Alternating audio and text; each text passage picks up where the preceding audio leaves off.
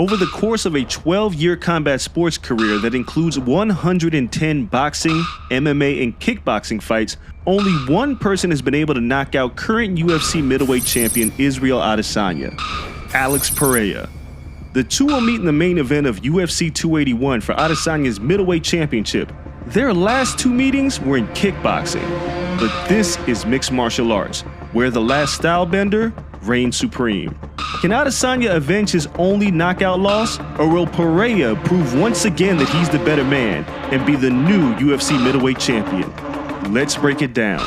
This is By the Numbers.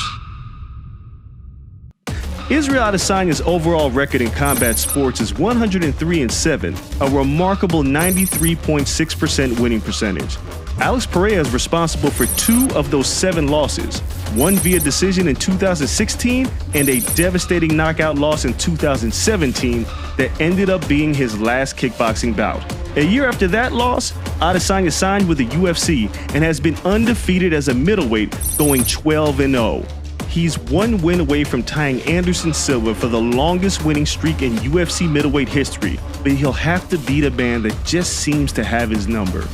Pereira's career in boxing, MMA, and kickboxing is 40-8, a winning percentage of 93%, with 67.5% of his wins coming by way of knockout.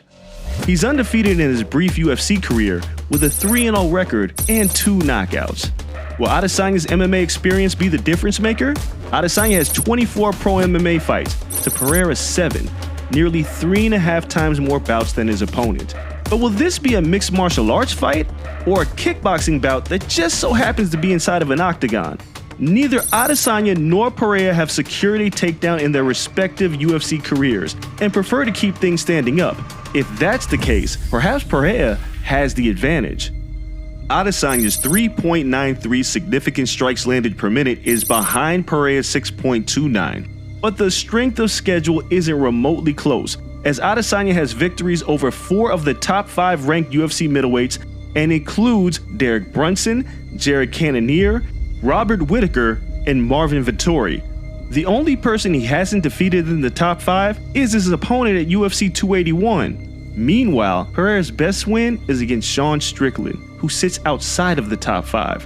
What this will boil down to is just how much Adesanya has improved since being knocked out by Pereira 5 years ago. The number 2 pound-for-pound fighter in the world has nearly cleaned out an entire division in less than 5 years, and is the leader among active middleweights in knockdowns landed with 12, and longest average fight time at 17 minutes and 35 seconds per fight. The last one is key, as Pereira's longest MMA fight is 15 minutes, and spent a majority of his career competing in 3-minute rounds as a kickboxer. Will the last style bender exercise his demons, or will Pereira prove his dominance and become the UFC champion after just 1 year with the promotion? We'll find out at UFC 281.